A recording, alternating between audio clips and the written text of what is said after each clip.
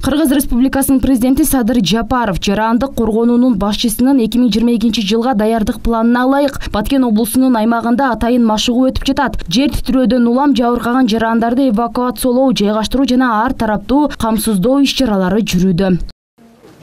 Палаткаларга жайгашып калдык, чатырларга. Бул жерде бизге психологиялык жактан жардам беришти.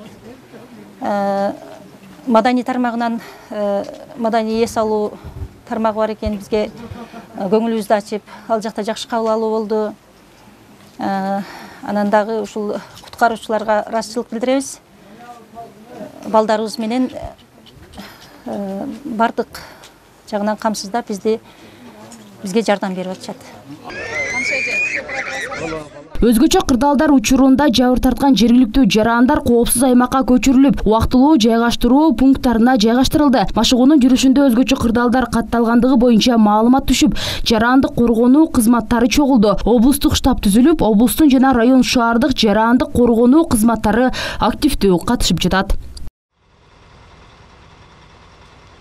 Эвакуация учурунда биз 36 адамга жардам көрсөттүк.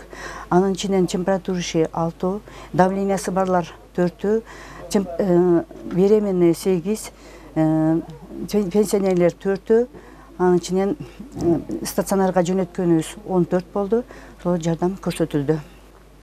Машыгуунун программасына ылайык Кадамжай районунун аймагында 7,5 балга жеткен жер титирөө катталып, 873 турак үй кооптуу абалга келген. Өзгөчө кырдаалдарды жоюу жана ыкчам чара көрүү максатында штаб түзүлүп, жарандык коргонуу кызматтары менен кошо жергиликтүү элден 500 жаран тартылган. Өтүп жаткан машыгууга бардык министрликтерден, ведомстволордун өкүлдөрү катышууда. Ошондой эле өзгөчө кырдаалдар министрлигинин борбордук аппаратынын курамы жана ыкчам тобу облуста өтүп жаткан машыгуунун онлайн режиминде көзөмөлдөдү.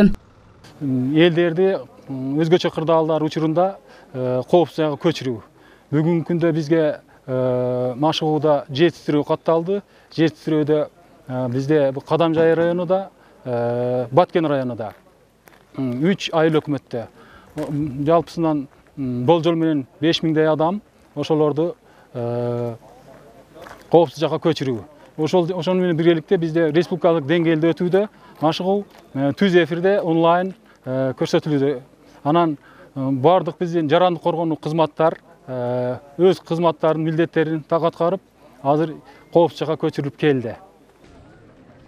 Ыкчам түрдө өзгөчө кырдаалдар болгон аймакта чалгындоо жана куткаруу иш-чаралары жүргүзүлүп, Кыргыз Республикасынын өзгөчө кырдаалдар министрлигинин Баткен облусу боюнча башкармалыгынын жана район шаардагы бөлүмдөрдүн республикалык өзүнчө издөө куткаруу отрядынын Баткен шаарында жайгашкан 3-чү өзүнчө издөө куткаруу отрядынын өздүк курамы катышты.